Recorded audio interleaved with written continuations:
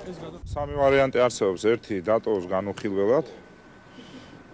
ის ჩემის აზრით ყოველად უკანონო გადაწყვეტილება, რომელიც საქალაქო სასამართლომ მიიღო და დღეს თვითონაც აღმასრულებელი ამ გადაწყვეტილების არ არსებობს.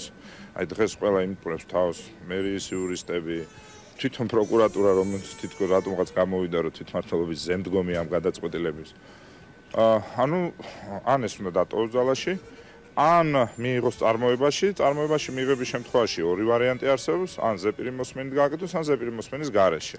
ზეპირი მოსმენით გარეშე თუ გააკეთა, ეს კვლავ შეკითხვებს დაბადებს ზუსტად ისეთივეს და იმ დოზით ლეგიტიმურს, რაც ღამის პირველ საათზე პარტიზანულ გადაწყვეტილებას მოყვა, შეიძლება დააკმაყოფილოს ჩვენი მოთხოვნა უფლებამოსილების შეჩერება ის აღდგენასთან დაკავშირებით და გირაოსთან დაკავშირებით, ან მომისაჯოს წინასწარი პატიმრობა. ბოლო ვადა აპელაციის სააპელაციო სასამართლოში არის ზეგ 12 საათზე.